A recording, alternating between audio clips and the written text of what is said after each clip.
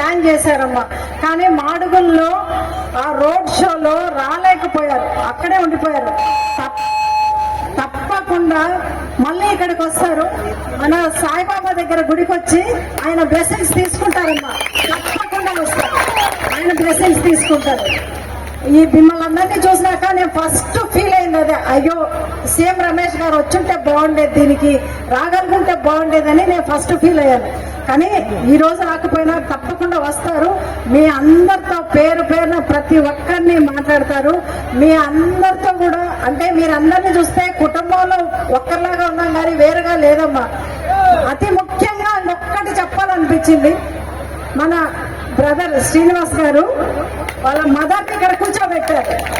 అంటే ఎంత అంటే తల్లి మాతృదేవో భవ అన్నారు. అంటే తల్లికి ఇచ్చే ఇంపార్టెంట్ ఇది ఒక్కటి చాలా ఆయన లైఫ్ కి. తల్లిని గౌరవించే వాళ్ళు ఎవరైనా సరే ఇంకా వాళ్ళకి తిరుగులేదు. అమ్మని చూస్తా అంటే, అమ్మ నమస్కారం అమ్మ, మీరు చాలా అదృష్టవంతులు, అట్లాంటి కొడుకుని కన్నారు. ఎన్ని ఉన్నా అలాంటి కొడుకు పుట్టడం కష్టం. ఇక్కడ ఈ గ్రామ అభివృద్ధి ప్రతి ఒక్కరి నోటి నుంచి శ్రీనివాస్ గురించి విన్నప్పుడు చాలా హ్యాపీ అనిపించింది. అంటే మనిషి ఇంత త్యాగంగా ఉంటేనే ఇంతమంది మనుషుల్లో మనసు సంపాదించుకుంటారు అనేది మాత్రం చాలా అనిపించింది. మీకు టైం అయిపోతుంది కాబట్టి నేను ఒక్కటి చెప్పదలుచుకున్నా. సీఎం రమేష్ గారు మీ పిల్లల భవిష్యత్తుకు భరోసా, మీ అనకాపల్లికి భరోసా, మీ అందరి భవిష్యత్తుకి బంగారు బాటకి సీఎం రమేష్ గారు భరోసా. అందరూ నమ్ముతారమ్మా? తప్పకుండా. ఇక్కడ ప్రతి ఒక్కరూ చిరునవ్వుతో చూసే బాధ్యత సీఎం రమేష్ గారిది. ఆ భరోసా సీఎం రమేష్ గారు ఇస్తారు.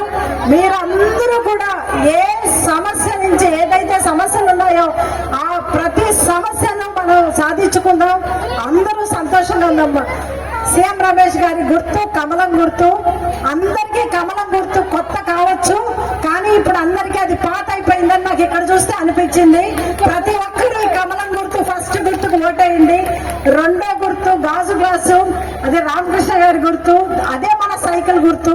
కమలం గుర్తు గాజు గ్లాసు రెండు సైకిల్ గుర్తులేమ్మా.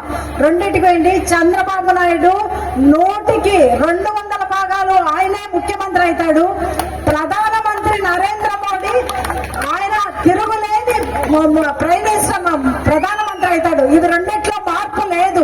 కాకపోతే మనం ఇక్కడ అనకాపల్లి నుంచి సీఎం రమేష్ గారికి పార్లమెంట్ మెంబర్ గా అత్యధికమైన మెజార్టీ ఇస్తే నరేంద్ర మోడీ అనకాపల్లిని పార్లమెంట్ లో చెప్పాలమ్మా, ఫలాని ఆంధ్రప్రదేశ్ లో అనకాపల్లిలో ఇంత మెజారిటీతో గెలిపించిన సీఎం రమేష్ కి అనకాపల్లికి ఏ స్కీమ్ వచ్చినా ఫస్ట్ ప్రయారిటీగా ఈ అనకాపల్లికి ఇవ్వాలని మనం అనిపించుకోవాలి.